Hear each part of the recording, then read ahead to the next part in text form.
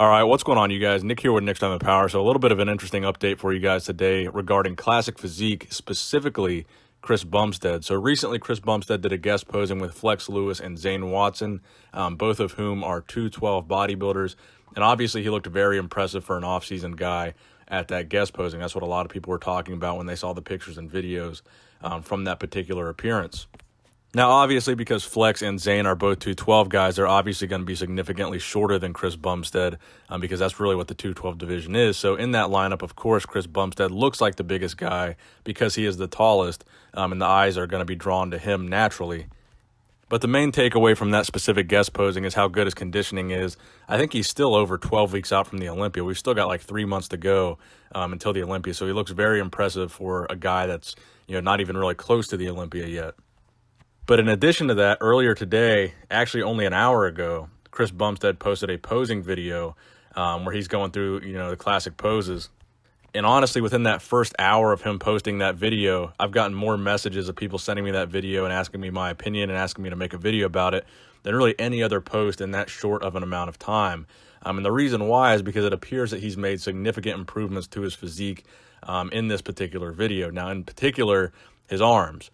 Chris Bumstead's arms have kind of historically been a weak point for him, but in this video, it looks like he's brought them up significantly, specifically the peaks of his biceps. In the past, obviously, his bicep peaks aren't the strongest point, but you can tell in this video they have, certainly grown. Now, I wouldn't say that his arms are ever really going to be a strong point for him, especially his biceps.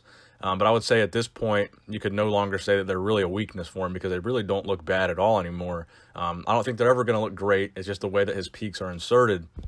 But he has made a tremendous amount of improvement to them. Now, that being said, I also wanted to talk about how crazy his front lat spread looks in this video.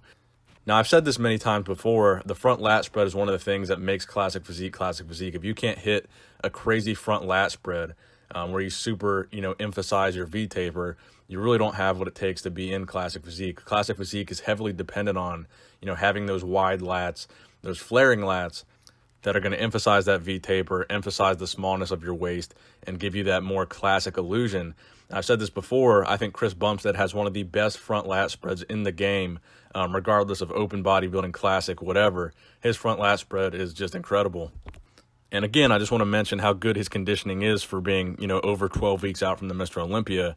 I think certainly Chris Bumstead is going to be a guy that Breon and these other top guys are going to have to be worrying about for, a definite threat to that Olympia title in 2018. So let me know what you guys think in the comment section below about how Chris Bumstead is looking about 12 weeks out.